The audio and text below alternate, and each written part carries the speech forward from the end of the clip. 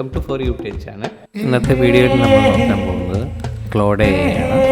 Claude A code generation അല്ലെങ്കിൽ application ജനറേഷന് വേണ്ടിയിട്ട് ഉപയോഗിക്കുന്ന AI സർവീസാണ്. അപ്പോൾ ക്ലോഡ് എനെ കുറിച്ച് കുറച്ച് കാര്യങ്ങൾ നമുക്ക് നോക്കാം.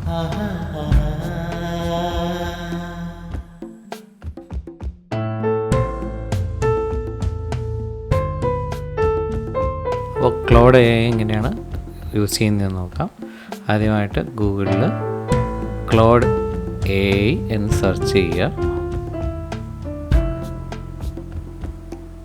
ക്ലോഡ് AI എന്നുള്ള സെർച്ച് ചെയ്യുമ്പോൾ നമുക്ക് claude.com എന്നുള്ള ഒരു സൈറ്റ് കിട്ടും. അത് ഓപ്പൺ ചെയ്യുക. ഞാനിവിടെ ഓൾറെഡി ലോഗിൻ ചെയ്തുകൊണ്ട് ഈ പേജാണ് വരുന്നത്. ലോഗൗട്ട് ചെയ്ത് ഞാൻ കാണിക്കാം. നിങ്ങൾ ആദ്യമായിട്ട് ലോഗിൻ ചെയ്യുമ്പോൾ ഇതുപോലെ ലോഗ് ഔട്ടായിട്ടാണ് ആദ്യം വരിക. നമുക്ക് നമ്മുടെ Gmail ID വെച്ചിട്ട് ലോഗിൻ ചെയ്യാവുന്നതാണ്. ഗൂഗിൾ ഓതൻറ്റിക്കേഷൻ ചെയ്താൽ ലോഗിൻ ചെയ്ത് നമുക്ക് ക്ലോഡ് AI യൂസ് ചെയ്യാവുന്നതാണ്. ആദ്യമായിട്ട് കാണുന്നത് ഇതൊരു പ്രോംപ്റ്റാണ്. ആ പ്രോംപ്റ്റിൽ നമ്മൾ റിക്വയർമെൻറ്റ് പറഞ്ഞാണ് ജനറേറ്റ് ചെയ്യുന്നത്. ഞാനിപ്പോൾ സാമ്പിളായിട്ട് കാണിക്കുന്നത് ഞാൻ ജനറേറ്റ് ചെയ്ത ഒരു ആപ്ലിക്കേഷനെ കുറിച്ചാണ് ഞാൻ എക്സ്പ്ലെയിൻ ചെയ്യുന്നത്. ഇവിടെ കുറച്ച് നോട്ടിഫിക്കേഷനൊക്കെ വന്നിട്ടുണ്ട്. ഈ പുതിയ ഫീച്ചേഴ്സും കാര്യങ്ങളൊക്കെ അപ്ഡേറ്റ് ചെയ്ത് തരാൻ വേണ്ടിയിട്ട് നമ്മളിപ്പോൾ ഇതുപോലെ നോട്ടിഫിക്കേഷൻസൊക്കെ വരും. ഇത് ക്ലോസ് ചെയ്ത് കളയാം.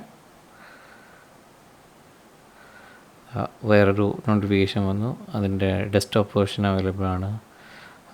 നമുക്ക് വേണമെങ്കിൽ നമ്മുടെ IDയിൽ ഇൻ്റഗ്രേറ്റ് ചെയ്യാം. അത് നമുക്ക് പിന്നീട് ഒന്ന് ചെക്ക് ചെയ്യാം. VS കോഡിനൊക്കെ വേണ്ടിയിട്ട് നമുക്ക് പ്ലഗിൻ അവൈലബിൾ ആണ്. ഇതുപോലെ പ്ലഗിൻ അവൈലബിൾ ആണ്. പ്ലഗിൻ കോൺഫിഗർ ചെയ്യുന്ന രീതി നോക്കിയിട്ട് കോൺഫിഗർ ചെയ്ത് കഴിഞ്ഞാൽ നമുക്ക് VS കോഡിലൊക്കെ ക്ലോഡിൻ്റെ ഫീച്ചർ യൂസ് ചെയ്യാൻ പറ്റും. ഓക്കെ, അത് ക്ലോസ് ചെയ്ത് കളയാം. ഓക്കെ, ഇനി നമ്മുടെ ആപ്ലിക്കേഷനിലേക്ക് വരാം. അപ്പം എനിക്ക് കുറച്ച് ഡേറ്റ ഉണ്ടായിരുന്നു. അതിന് നമുക്ക് വേണ്ട ഒരു പർട്ടിക്കുലർ ഫോർമാറ്റിൽ ഔട്ട്പുട്ട് വേണം. അതിനാണ് ഒരു ആപ്ലിക്കേഷൻ വേണ്ടിയിരുന്നത്. അപ്പോൾ സ്വന്തമായിട്ട് കോഡ് എഴുതുന്നതിലെളുപ്പം ക്ലോഡ് AI യൂസ് ചെയ്താലും മതിയല്ലോ എന്ന് വിചാരിച്ചിട്ട് ഞാൻ ചെയ്യുമായിരുന്നു. അപ്പോൾ ആദ്യമായിട്ട് ചെയ്തത് നമ്മൾ ഇൻപുട്ട് എന്താണെന്ന് മെൻഷൻ ചെയ്തു. ഇൻപുട്ടിൻ്റെ പ്രത്യേകതകൾ മെൻഷൻ ചെയ്തു. 4 തരം ഇൻപുട്ടുണ്ട്. ഇനി അത് കോമ സെപ്പറേറ്റഡ് ആണ്, പിന്നെ എക്സെട്ര.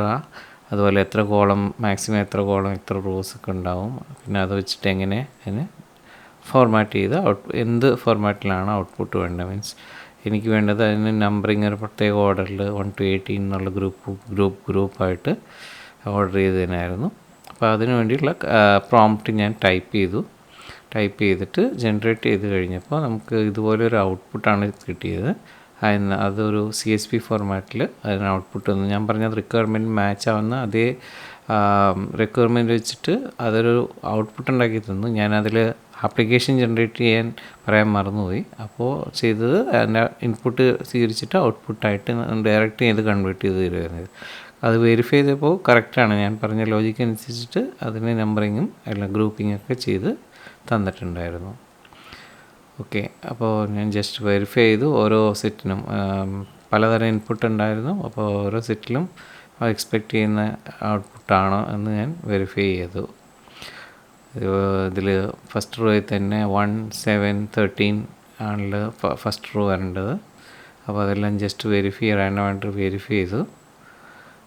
അതുപോലെ ഓരോ ഡാറ്റാ സെറ്റും ഓരോ ഫോർമാറ്റിലുള്ള ഡേറ്റയും എങ്ങനെയൊക്കെ പ്രോസസ്സ് ചെയ്യുമെന്ന് വെരിഫൈ ചെയ്തു. മാക്സിമം എനിക്ക് കിട്ടാൻ ചാൻസുള്ള പോസിബിലിറ്റീസ് വെച്ചിട്ട് ഞാനൊരു ഫോർമാറ്റ് പറയുകയായിരുന്നു. ഇതുപോലെയൊക്കെ ഡേറ്റ ഇൻപുട്ട് വരാം, ഇന്ന കേസിൽ ഇതുപോലെ പ്രോസസ്സ് ചെയ്യണമെന്നാണ് ഞാൻ പ്രോംപ്റ്റ് കൊടുത്തത്. അത് ആദ്യമേ ഇൻപുട്ടിൻ്റെ പ്രത്യേകതകൾ പറഞ്ഞു.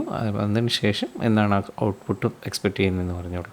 അതിനുശേഷം എനിക്ക് കോഡായിരുന്നല്ലോ വേണ്ടത്. അപ്പോൾ ജസ്റ്റ് ഒരു ലൈൻ എഴുതുള്ളൂ. I need Python application code for this എന്ന് പറഞ്ഞോളൂ. അപ്പോഴത്തേക്കത് നമുക്ക് വേണ്ട ആപ്ലിക്കേഷൻ കോഡ് ജനറേറ്റ് ചെയ്ത് തന്നു. അത് ഞാൻ ഡൗൺലോഡ് ചെയ്ത ശേഷം ഓപ്പൺ ചെയ്ത് ഒരു ടെക്സ്റ്റ് ഫോർമാറ്റിൽ .py ഫോർമാറ്റിലാണ് കിട്ടിയത്. ഒരു ആപ്ലിക്കേഷൻ ആയിരുന്നത്. നമുക്ക് ഡയറക്റ്റ് റൺ ചെയ്യാം. അതിൻ്റെ കമാൻഡ് പ്രോംപ്റ്റിൽ റൺ ചെയ്യുമ്പോൾ ഇൻപുട്ടും ഔട്ട്പുട്ടും മെൻഷൻ ചെയ്ത് ഞാനപ്പോൾ അതിൻ്റെ കൺവേർട്ട് ചെയ്ത് നേരെ ജൂപ്പിറ്റർ നോട്ട്ബുക്കിലേക്ക് ഇടുകയായിരുന്നു ഉണ്ടായിരുന്നത്. അതിനുശേഷം അല്പം വ്യത്യാസം വരുത്തി കമാൻഡ് പ്രോംപ്റ്റിൽ പാരാമീറ്റർ ഇതുപോലെ പാരാമീറ്റർ പറഞ്ഞായിരുന്നു റൺ ചെയ്യേണ്ടിയിരുന്നത്. അപ്പോൾ അത് മാറ്റി ജൂപ്പിറ്റർ നോട്ട്ബുക്കിൽ തന്നെ ഇൻപുട്ടും ഔട്ട്പുട്ടും വേരിയബിൾ മെൻഷൻ ചെയ്യുന്ന രീതിയിലാക്കി എടുത്തു. പിന്നെ അത് കഴിഞ്ഞപ്പോൾ എനിക്ക് തോന്നി അതിലൊരു ഔട്ട്പുട്ടിൽ ഒരു ചേഞ്ചും കൂടെ വേണമായിരുന്നു. അപ്പോൾ അതും ജസ്റ്റ് പറഞ്ഞപ്പോഴത്തേക്ക് ആ സെയിം കോഡ് തന്നെ അതിൻ്റെ റീറൈറ്റ് ചെയ്ത് പുതിയ വേർഷൻ എനിക്കത് ജനറേറ്റ് ചെയ്ത് തന്നു. വളരെ അഡ്വാൻസ്ഡ് ആയിട്ടുള്ള ഒരു AI ആണ്. അതായത് ഇത് കോഡ് ജനറേറ്റ് ചെയ്ത ശേഷം അത് എക്സാക്ട്ലി ടെസ്റ്റ് ചെയ്ത് നോക്കി അത് വെരിഫൈ ചെയ്ത ശേഷമാണ് നമുക്ക് കോഡ് തരുന്നത്. അതുകൊണ്ട് കുറച്ചൊക്കെ നല്ല ഒരു വിശ്വസനീയമായിട്ടുള്ള ഔട്ട്പുട്ട് നമുക്ക് കോഡ് നമുക്ക് ജനറേറ്റ് ചെയ്ത് കിട്ടും. നിങ്ങൾക്കും ഇതുപോലെ ചെറിയ ചെറിയ ആപ്ലിക്കേഷൻസ്, ചെറുതല്ല, നമ്മൾ റിക്വയർമെൻറ്റ് ക്ലിയർ ആയിട്ട് പറഞ്ഞു കഴിഞ്ഞാൽ വെബ് ആപ്ലിക്കേഷനൊക്കെ ഉണ്ടാക്കി എടുക്കാവുന്ന ഒരു AI മോഡലാണത്. ഇനി ഇതിന് ശേഷമുള്ള വീഡിയോ ഞാനത് യൂസ് ചെയ്യുന്ന രീതിയാണ്. അത് നിങ്ങൾ കാണണമെന്നില്ല. എക്സിക്യൂട്ട് ചെയ്ത് ഞാൻ അതിൻ്റെ ഡാറ്റ പ്രോസസ്സ് ചെയ്യുന്ന രീതിയാണ് ഇനിയുള്ള വീഡിയോയിൽ. അത് നിങ്ങൾ തുടർന്ന് കാണണമെന്നില്ല. അത് ജസ്റ്റ് എനിക്ക് ഓർത്തിരിക്കാൻ വേണ്ടിയിട്ട് ഞാൻ ചെയ്യുന്നതാണ്. അപ്പോൾ ഇന്നത്തെ വീഡിയോ ഇവിടെ അവസാനിക്കുകയാണ്. വീണ്ടും കാണാം. ബൈ.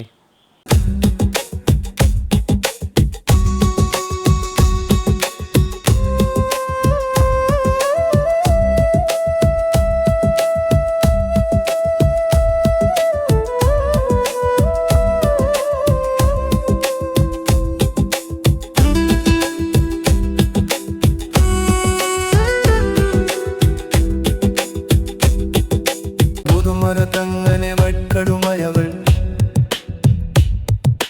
പുതുമരത്തങ്ങനെ വന്നിരിക്കും, പുതുമരത്തങ്ങനെ വന്നിരിക്കും.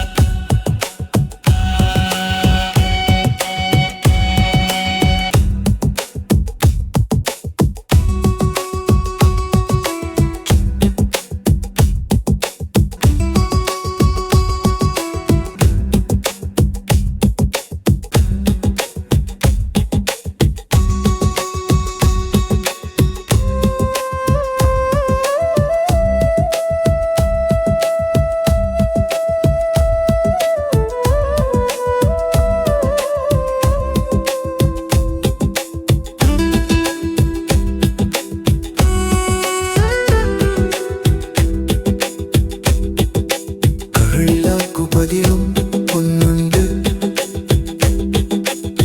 മുക്കിലെ മുത്താത്ത നിന്നുണ്ട്.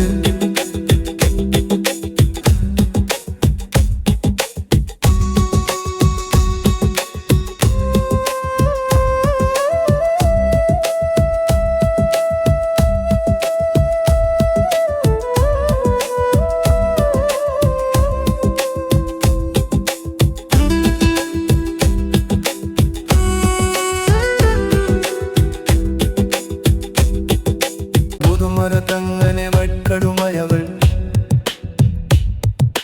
പുതുമരത്തങ്ങനെ വന്നിരിക്കും, പുതുമരത്തങ്ങനെ വന്നിരിക്കും.